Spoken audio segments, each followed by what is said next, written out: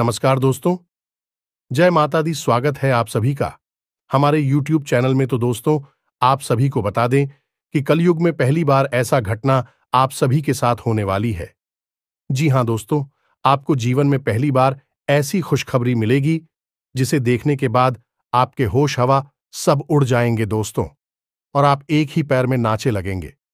यूं कहे तो पूरे गली मोहल्ले में मिठाई बंटवा दो, क्योंकि दोस्तों, आज तक आपने ऐसा अपने जीवन में दिन नहीं देखा होगा जो आपके साथ अब होने वाला है। जी हां दोस्तों, जीवन की सबसे बड़ी खुशखबरी आप सभी को यह समय मिलेगी, और बहुत ही शुभ घड़ी अब आ चुकी है। इंतजार कर रहे थे, वह घड़ी अब खत्म हो चुकी है और आपका शुभ घड़ी का शुरुआत हो चुकी है। दोस्तों, हम आप सभी को बता दें कि अब आखिर आपके जीवन में ऐसी कौन सी खुशखबरी आने वाली है जिससे आप एक ही पैर में खड़े होकर करने लगेंगे।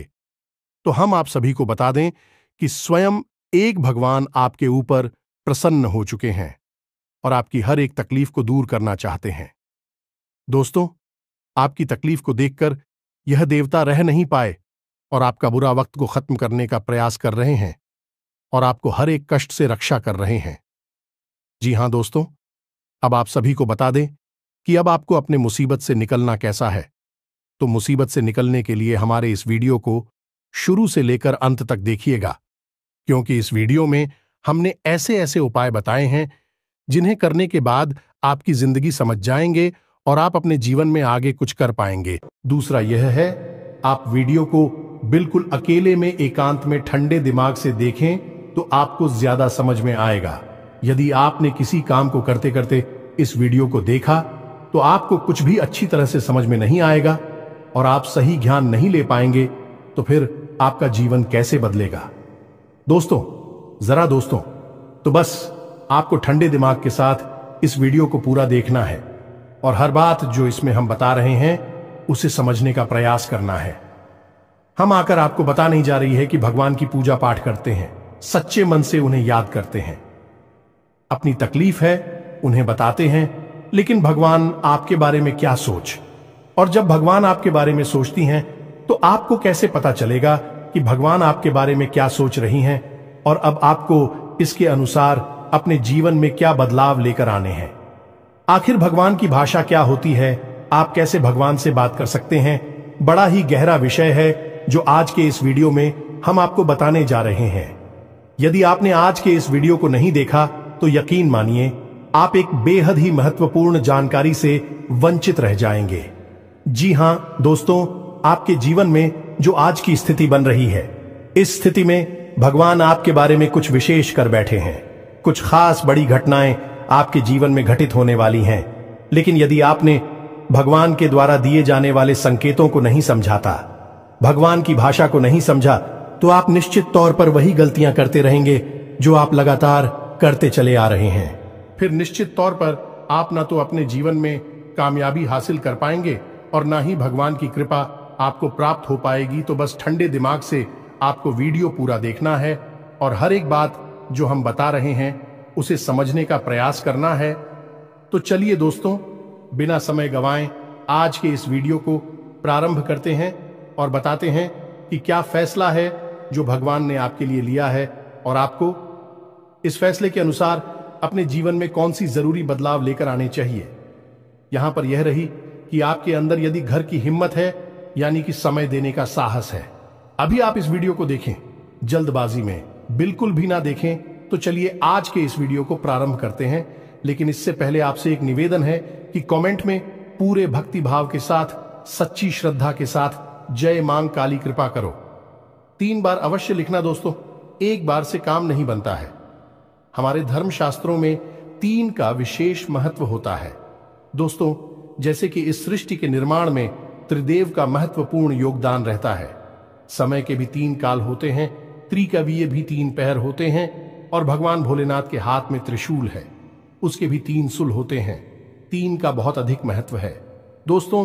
धार्मिक महत्व, इसी वजह से हम हर वीडियो में आपसे कहते हैं कि आपको एक बार नहीं 3 बार लिखना है, जय मां काली कृपा करो। आप सच्चे भाव से यदि इस क्रिया को करते हैं तो यही आपकी पूजा बन जाएगी, आराधना बन जाएगी, और मां काली आपके हर एक कष्ट को हर लेंगे और आपके जीवन में कृपा और आशीर्वाद भेज देंगी, तो सबसे पहले आप इस कार्य को करें।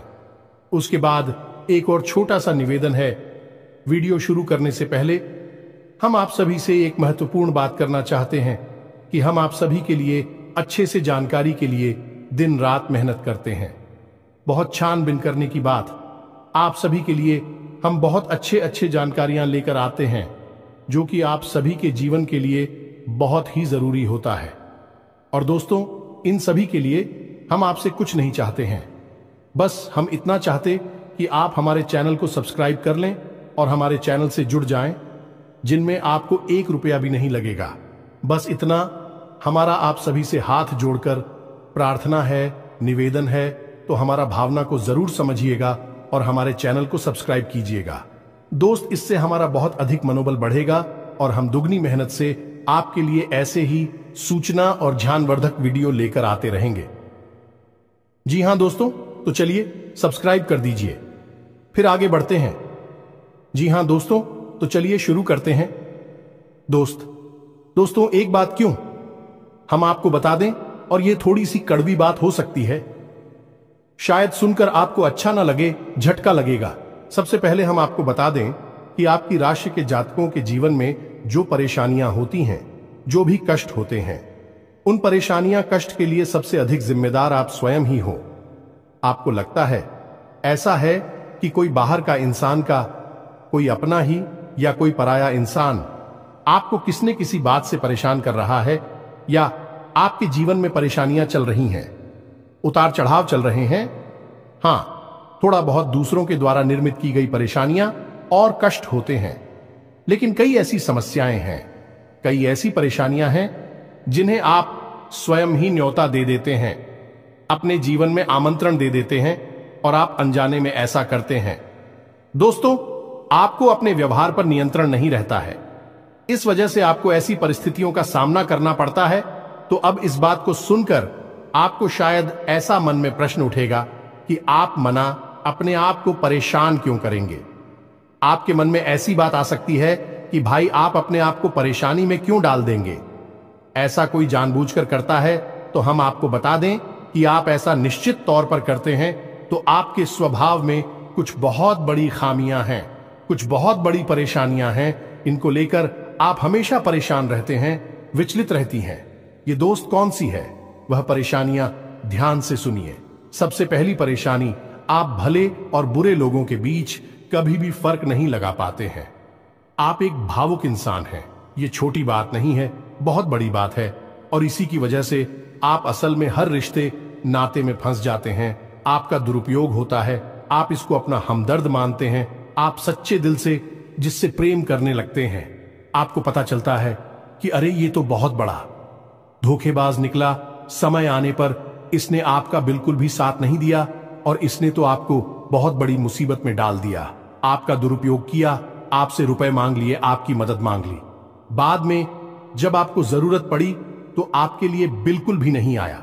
जब आपको ऐसा पता लगता है तो फिर आप दुखी हो जाते हैं, परेशान हो जाते हैं, फिर सोचते रहते हैं उसी इंसान के बारे में, और आपको लगता है कि इस इंसान ने आपको बहुत कष्ट पहुंचाया। ऐसा ही दोस्तों उन लोगों के साथ भी होता है जिन्हें आप अपना शत्रु मानते हैं। इसका उल्टा भी होता है, जिन्हें आप अपना शत्रु मानते हैं, लेकिन वह असल में आपके हमदर्द है, लेकिन आप उनकी बातें अच्छी नहीं लगती हैं, आपको उनसे चिढ़ होती है, उनकी कही हुई हर एक बात आपको चुभने लगती है, लेकिन असल में होता उल्टा है। अभी आपकी हमदर्द है, हो सकता है कि आपकी थोड़ी बहुत आलोचना करते हैं, आपके कार्यों में कमियां निकालते हैं, लेकिन भी आपको देख रहे हैं, आप पर नजर रख रहे हैं, आपकी चिंता करते हैं, तो आपके अंदर जो कमियां हैं उन कमियों को बताते हैं, तो आप चले जाते हैं और आप उनसे दुश्मनी मोल ले लेते हैं। तो अपने जो आपकी हैं सच्चे वाले, उन्हें तो आप कभी पहचान नहीं पाते हैं, और जो नकली वाली अपनी हैं, क्योंकि मगरमच्छ के आंसू बहाते हैं, ढोंग करते हैं, नकाब लगाकर आपके आसपास घूमते रहते हैं, ऐसे लोगों को आप अपना समझते हैं, और फिर आप परेशान होते हैं। इधर भी आपको परेशानी मिलती है और उधर भी आपको परेशानी मिलती है। तो ऐसी स्थिति में आप खुद अपनी परेशानियों के जिम्मेदार हुए या नहीं हुए, आप स्वयं विचार करिए। दोस्तों के बाद बहुत सामान्य तौर पर हमने कही है, लेकिन तो बढ़िया दोस्तों, यदि आप सच्चे इंसान को पहचानना सीख जाए तो आपके जीवन से आधी से ज्यादा परेशानियां दूर हो जाएं। आपका दिल कभी नहीं टूटेगा, आप दुखी कभी नहीं होंगे, और आपके अंदर ही खूबी है कि यदि आप दुखी हैं तो आपका फिर किसी भी काम में मन नहीं लगता है और आप इतनी अच्छी तरह से कोई भी कार्य नहीं कर पाते हैं। आपके निर्णय उतनी मजबूत नहीं होते हैं, हमेशा आपका ऊर्जा का स्तर गिरा हुआ रहता है और आपके अंदर नकारात्मकता घर करने लगती है। फिर आपको हर बात बुरी लगने लगती है, जीवन भी बुरा लगता है, तो थोड़ा आपको इस पर कार्य करना है। तो आप कैसे पहचाने ना दोस्तों, आपके अंदर एक छोटी सी कमी और भी है कि जब कोई इंसान आपकी बात काटने लगता है, आपका विरोध करने लगता है, तो अचानक से आपको क्रोध आने लगता है, और जब आपके मन में क्रोध उत्पन्न होता है दोस्तों, तो आपका जो भौतिक पल है वह कमजोर पड़ जाता है, यानी आपके विचार करने की क्षमता कमजोर पड़ जाती है। फिर आप भावना में बहकर जवाब दे नहीं लगते हैं और आप सही आकलन नहीं कर पाते हैं कि यह इंसान ऐसी बात क्यों कह रहा है, आपकी बात काट क्यों रहा है, आप में कमी निकाल क्यों रहा है। तो ऐसे में आपको अपने स्वभाव पर नियंत्रण करना है। जब कोई आपकी बात काट रहा है तो आपको क्रोधित नहीं होना है, रुक जाना है, ठंडे दिमाग से विचार करना है और उसके द्वारा कही गई बात को पूरी तरह से समझने का प्रयास करना है कि आखिर इसने ऐसी बात क्यों कही है। अगर आप यह करेंगे तो आप यकीन मानिए कि आप जिन्हें अपना शत्रु समझ रहे हैं, ऐसा समझते हैं कि यह आपके विरोधी हैं, हमेशा आपके अंदर कमियां निकालते हैं, कुतर्क करते हैं, असल में उनके ही अंदर आपको अपनी हमदर्द मिल जाएंगे। ये दोस्तों, आपकी शत्रुओं के अंदर आपको अपने मित्र मिल जाएंगे, अपने प्रेमी मिल जाएंगे, और ठीक इसका उल्टा भी है। दोस्तों, जो लोग आपकी हर वक्त हां में हां मिलाते रहते हैं, आपकी चमचागिरी करते हैं, झूठी तारीफ ही करती हैं, आप वहां पर भी पिघल जाते हैं, आप हो जाते हैं और उनकी बातों में आ जाते हैं, उनकी हर बात को सत्य समझने लगते हैं। वहां पर भी आपको अपने ऊपर नियंत्रण रखना, भावनाओं में नहीं रहना है, और जब वह आपसे कोई बात कह रहा है, आपकी तारीफ कर रहा है, और आपको विचार करना है। आप खुद इतने बुद्धिमान हैं कि आसानी से पता लगा लेंगे कि इस इंसान ने आपकी यहां पर झूठी तारीफ की है, वहीं उसकी पोल खुल जाएगी और आप समझ जाएंगे कि यह एक धोखेबाज इंसान है, इस स्वार्थ सिद्ध करने के लिए आपसे जुड़ा हुआ है, तभी आपकी अनाप शनाप तारीफें कर रहा है और आपसे अपना मतलब सीधा करना चाहता है। यह दो काम यदि आप करने लगेंगे, आप निश्चित तौर पर अपनी 50% से ज्यादा, इन्हीं आदि से ज्यादा अपनी तकलीफों को अपने हाथों से दूर कर पाएंगे। दोस्तों, हम गारंटी देते हैं, बस यहां पर आपको सबसे बड़ा कार्य ही करना है कि कोई आपसे कुछ भी कहे, आपको तुरंत उसका जवाब नहीं देना है, तुरंत अपने मन में कोई विचार नहीं लाना है, थोड़ा रुक जाना है, फिर उसके बाद सोचना है कि ऐसा क्यों कहा, ऐसा क्यों किया है, कारण क्या था। जब आप विचार करेंगे तो आपको सारी बातें स्पष्ट तौर पर समझ में आ जाएंगे। इसी के साथ साथ दोस्तों, आपको हम बता दें कि आपके अंदर एक और बहुत बड़ी कमी है। इस कमी को आपको खाना बहुत आवश्यक है, और वह कभी यह है कि आप आलसी हो जाती हैं। वैसे तो आप बहुत मेहनती हैं, लगन के साथ काम करते हैं, और जब आप काम करने पर उतारू हो जाती हैं तो आपसे बेहतर कोई कार्य कर ही नहीं सकते। आपकी कार्य क्षमता बहुत ही अद्वितीय है, यह बात आप यकीन कर लीजिए दोस्तों। लेकिन अच्छाई के साथ हमेशा बुराई भी होती है। जहां आप ही बेहतरीन कार्य करता है, वही आपके अंदर ही खामी यह है कि यदि आप अलग करने पर आ जाएं, का रिपोर्ट डालने पर आ जाए, तो आप काम को इतना ज्यादा टाल देते हैं, इतना ज्यादा आलस दिखाते हैं कि फिर आप समय पर कार्य करने के लिए खड़े होते हैं, तब तक बहुत देर हो जाती है और आप कार्य में पिछड़ जाते हैं। आप याद करके देखिए दोस्त, हमारे कहने से कि आपने कई बार कार्य को इतना डाला, कितना डाला कि अंत में जाकर आप उस कार्य को सही समय पर कर ही नहीं पाए और वहां पर आपको सफलता मिल गई। कई जरूरी से जरूरी कार्यों को भी आप डालने लगे हैं, आलसी हो जाते हैं।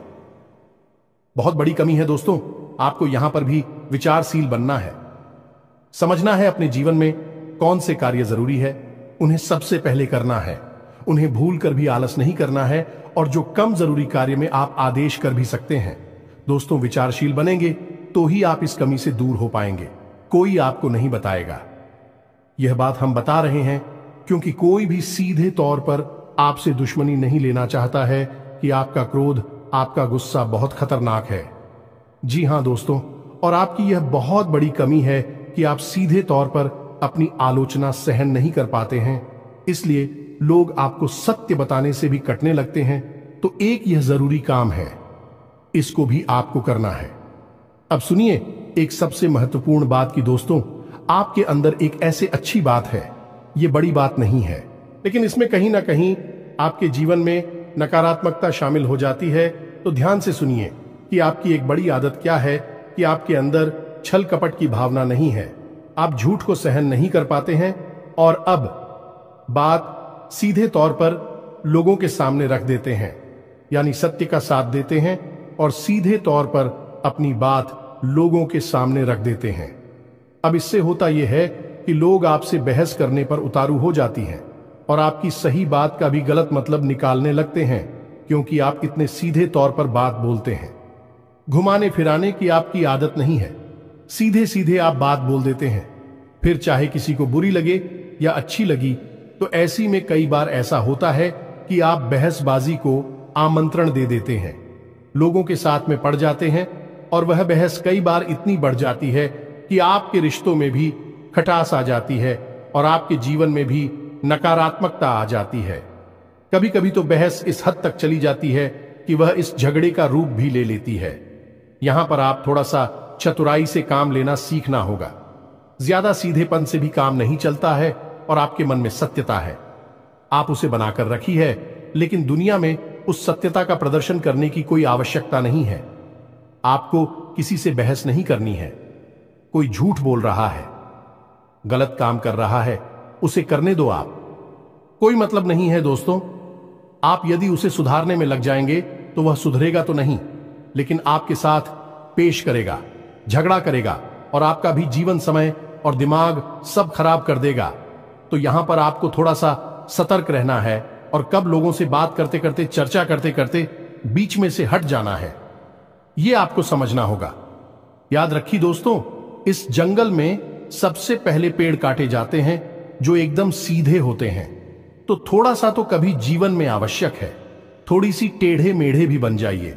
दोस्तों, इस समय की मांग है दूसरों को हानि पहुंचाने के लिए नहीं, अपनी रक्षा करने के लिए। दोस्तों, यकीन मानिए, भगवान श्री कृष्ण ने भी तो मानव को यही संदेश दिया है कि जब काम सीधे तौर पर ना बने तो थोड़ा सा चतुराई का साथ देना चाहिए, चतुर बन जाना चाहिए। तो ये सारी बातें थी कि आपको कहां कहां सुधार की आवश्यकता है। वैसे तो और भी बहुत सारी बातें हैं दोस्तों, लेकिन उन सबको करने लगे तो वीडियो बहुत लंबा हो जाएगा। तो जो जरूरी बातें थी वह हमने आपको बता दी है। आप इन पर कार्य करिए, निश्चित तौर पर बदलाव आएंगे। अब हम आपको बता दें कि आपकी राशि चक्र की एकमात्र कैसी राशि है जो भगवान की बहुत अधिक प्रिय होती है। ये दोस्तों, हम अपने पिछले कई वीडियो में भी इस विषय पर आपको बता चुके हैं, संकेत दे चुके हैं, लेकिन अब हम आपको बताने जा रहे हैं कि कौन सी संकेत होते हैं, मुख्य संकेत होते हैं, जिनसे आपको यह पता लग जाएगा कि भगवान आपको बहुत अधिक प्रेम करते हैं, आपकी बात सुनते हैं, और आपको भगवान की शरण में जाना चाहिए, तभी आपका उद्धार होगा। अब यहां पर गौर करने वाली बात यह है कि कुछ लोगों के मन में यह भी प्रश्न उठ सकता है कि किस भगवान की शरण में चले जाए। तो हम आपको बता दें कि आप किसी भी भगवान की शरण में जाएं, जो आपके आराध्य हैं उनकी शरण में जाएं, आपका काम बन जाएगा, आपकी जिंदगी बदल जाएगी।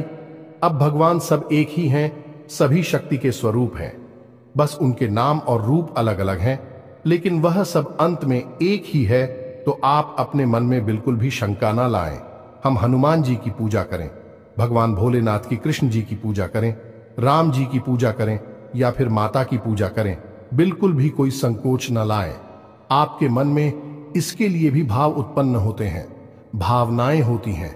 आप उनकी सच्चे मन से पूजा आराधना शुरू करें और आप देखेंगे चमत्कार आऊंगा। जी हां दोस्तों, अब ध्यान से सुनिए कि आपके शरीर में कौन सी जगह है जहां से आपको यह संकेत मिले हैं कि भगवान आपको बहुत अधिक पसंद करते हैं, आप उनके बहुत प्रिय हैं और वह आपको बुला रहे हैं। आपकी जिंदगी बदलना चाहते हैं तो दोस्तों, आप इस शरीर से जुड़ी 5 ऐसी जगह हैं जहां से भगवान आपको तरह तरह के संकेत देते हैं। ये दोस्तों तो ध्यान से सुनिए। सबसे पहले आपकी कमर के निचले हिस्से में आपको दर्द रहना शुरू हो जाएगा। यदि आपको दर्द होता है तो आप समझ गए कि भगवान की सकारात्मक ऊर्जा आपके अंदर विश करना चाहती है या कर चुकी है। अब यहां पर दर्द क्यों होगा दोस्तों? तो आप समझ गए कि इंसान के शरीर का सबसे निचला चक्र मूलाधार इसी स्थान पर होता है, और यह मूलाधार चक्र है, यह आपको बहुत ही ख्वाब ही बनाता है दोस्तों, यानी कि सुख सुविधाएं और ऐश्वर्य को भोगने के लिए प्रेरित करता है। तो ऐसे में जब ईश्वर की सोच, सकारात्मक निर्गुण ऊर्जा आपके अंदर प्रवेश करती है तो सबसे पहले आपको यहीं पर पीड़ा होनी शुरू हो जाती है। यहीं पर आपको हल्का हल्का सा दर्द रहना शुरू हो जाएगा। कभी कभी तेज होगा, कभी कम होगा और कभी गायब ही हो जाएगा। अब जब दर्द आपको होगा तो आप दवाई भी ले लेंगे, अभी आपको राहत नहीं मिलेगी, एक बेचैनी सी रहेगी। तो आप समझिए कि यदि यहां पर आपको दर्द होता है तो आप समझ जाइए कि भगवान आपको बुला रहे हैं, आपको बहुत प्रेम करती हैं। अब कुछ लोगों के मन में यह प्रश्न आएगा कि कोई बीमारी होगी तो दोस्तों आप चेकअप कराएंगे, डॉक्टर के पास जाएंगे, बीमारी कोई भी नहीं निकलेगी, लेकिन दर्द लगातार बना रहेगा। यह दोस्तों यह प्रमाण होगा। दूसरा स्थान है आपकी माथे पर, आपकी आंखों के बीचों बीच दोस्तों, जिसे हम आज्ञा चक्र करती हैं। अब आज्ञा चक्र जैसा कि इसका नाम है कि आज्ञा दी जाएगी। आप आज्ञा से संबंधित जो भी क्रियाएं हैं, विक्रिया ऐसी चक्र से नियंत्रित होती हैं। अब जब आप स्वयं को आकर दे रहे हैं कि आज मैं यह काम करूंगा, आज मैं यहां जाऊंगा, वहां जाऊंगा, इसी बीच ईश्वर की शुद्ध सकारात्मक ऊर्जा आपकी शरीर में प्रवेश कर जाती है और वह आपसे कुछ और करवाना चाहती है। पूजा पाठ कर आना चाहती है, ईश्वर का नाम लेना चाहती है, लेकिन आप उसी सो नहीं रहे हैं। तो ऐसे में क्या है, एक विचार उत्पन्न होता है, आप भौतिकवादी हैं और आध्यात्म आपको खींच रहा है, ईश्वर आपको खींच रहे हैं, तो यही खिंचाव आपको अपने माथे पर महसूस होगा। हल्की हल्की नाथों की किताब साहू का और थोड़ी हल्की हल्की खुजली भी होगी, दर्द भी रह सकता है। यदि संकेत है आपको तो समझ जाइए कि ईश्वर आपसे प्रेम करते हैं। अब आपको तैयार हो जाना है, फीमेल इन हो जाना है। कार्यों को करते करते भी इस तरह करें कि आप ईश्वर की भक्ति कर रहे हैं, यानी ईश्वर का नाम लेते लेते कार्य को करें। तीसरा स्थान है दोस्तों आपकी वाणी। आप देखेंगे कि अचानक से कुछ ऐसा होने लगा है कि आप द्वारा बोली गई बातें सच होने लगी हैं। हर बात तो नहीं होगी, लेकिन कई बातें ऐसी होंगी जो आपने यूं ही बोल दी और वह बात सच हो जाएगी। यदि ऐसा हो रहा है तभी आप सतर्क हो जाइए। चौथा स्थान है आपके विचार। अब आपने किसी के बारे में कुछ बोला नहीं, बस मन में सोच ही लिया क्या, और वह घटना भी यदि घट जाएगा। ऐसा भी हर बार नहीं होगा, अक्सर कई बार होगा, लेकिन स्पष्ट तौर पर नहीं होगा। आपके मन में बस जरा सा विचार आएगा और वह विचार सत्य हो जाएगा। जिन दोस्तों, यह भी एक बहुत बड़ा संकेत है और आखिरी संकेत है आप इस सपने। आपके मन में जो भी विचार चल रहे हैं, आपके मन में कोई उलझन है, तो उन विचारों का, उन उलझनों से संबंधित कोई समाधान आपको सपनों के माध्यम से मिल जाएगा।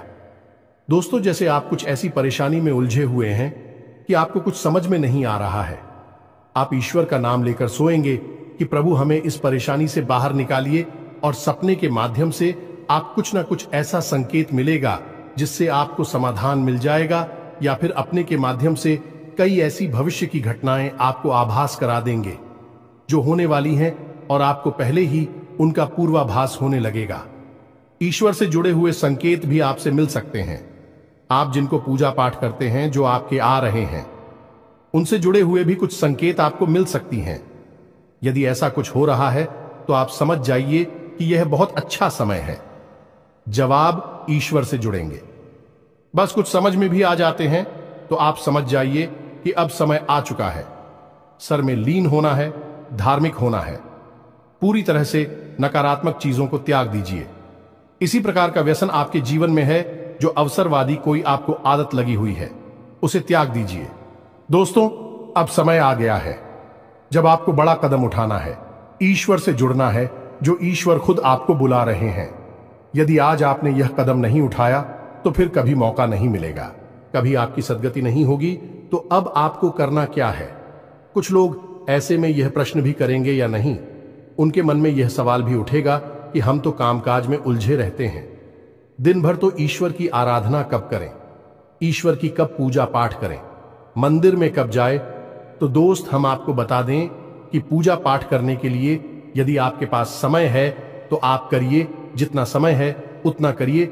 मंदिर जाने का समय है तो जाइए, सर्वोत्तम है। इधर उधर बैठकर समय खराब करने से बेहतर है कि भगवान की शरण में चाहिए। मंदिर जाइए और वहां पर भगवान की शरण में बैठी है, आपका मन बहुत सुंदर हो जाएगा। दूसरा, यदि आपके पास समय नहीं है कि आप नहीं जा पा रहे हैं, मंदिर पूजा पाठ भी नहीं कर पा रहे हैं, तो कोई बात नहीं है दोस्तों, कर्म ही पूजा है, हमारे शास्त्रों में लिखा हुआ है। तो आप कर्म को ही पूजा समझकर करिए। ये दोस्तों, आपकी जो भी आ जाते हैं, मानकर चलिए कि हनुमान जी आपके आराध्य हैं। तो आप जो भी कार्य करती हैं उस कार्य को हनुमान जी की पूजा मानकर करिए। या दोस्तों, आप अपने मन में विचार करें कि आप ऑफिस जा रहे हैं तो घर से बाहर निकलने से पहले हनुमान जी को याद करते हुए हनुमान जी से कहना है कि प्रभु, आज का कार्य हम आपकी पूजा के तौर पर करेंगे और आपको समर्पित करेंगे दोस्तों, और शुद्धता के साथ करेंगे, जैसे कि मंदिर में हम आपकी पूजा करते हैं। कोई भी कार्य आप करिए, अपने दिन भर के सारे कार्य करिए, ईश्वर को समर्पित करें, उसकी पूजा मानकर करिए। इसीलिए तो कहा गया है, कर्म ही पूजा है, तो आप कर्म करिए। जब साधारण कार्य को यानी दैनिक क्रियाओं को भी ईश्वर को समर्पित करने के बाद किया जाता है तो वह कर्म बन जाते हैं, और क्रिया में और करनी में फर्क किया है। दोस्तों, की क्रिया केवल जीवन को चलाने के काम आती है, कर्म हमारी आत्मा को भी उच्च स्तर पर ले जाते हैं, हमें मुक्ति के द्वार तक ले जाते हैं, ईश्वर के और नजदीक ले जाते हैं। दोस्तों, यदि आप दैनिक क्रियाओं को भी ईश्वर को साक्षी मानकर करने लगेंगे तो भी दैनिक क्रिया साधारण क्रिया ही नहीं होगी, विक्रम बन जाएंगे, जो आपकी आत्मा को उच्च स्तर तक ले जाएंगे, ईश्वर से जुड़ जाओगे आप। अब इसमें भी यदि आपको एक कदम और आगे जाना है तो फिर आपके कार्यों का जो नतीजा निकल रहा है, उस नतीजों को आप ईश्वर का प्रसाद मानकर ग्रहण कर लीजिए। आपको बिल्कुल भी दुखी होने की जरूरत नहीं है। आपने इस सच्चे मन से, बहुत मेहनत से कोई कार्य किया, भगवान को साक्षी मानकर किया कि प्रभु आपकी पूजा कर रहे हैं, और आपको उसका अच्छा नतीजा नहीं मिला, मन के अनुसार आपको सफलता नहीं मिली, आपने जैसा सोचा था वैसा नहीं हुआ, तो आप उसी ग्रहण करिए ईश्वर का प्रसाद मांगकर। दोस्तों, आप कहिए कि हनुमान जी, हमने आपकी पूजा की है, अब आपको जो देना है वह आप दे दीजिए। आपको अच्छा देना है तो ठीक है, बुरा देना है तो ठीक है, हम प्रसाद समझकर उसे ग्रहण कर लेंगे। तो जब आप कार्य के परिणाम को प्रसाद समझकर ग्रहण कर लेंगे और कार्य को कर्म समझकर करेंगे, तो दोस्तों, हम आपसे कहते हैं कि आपका हर एक कर्म सिद्ध हो जाएगा। आप स्वयं भी एक सिद्ध पुरुष बन जाएंगे, और आप मिट्टी को भी हाथ लगा देंगे तो वह सोना बन जाएगी।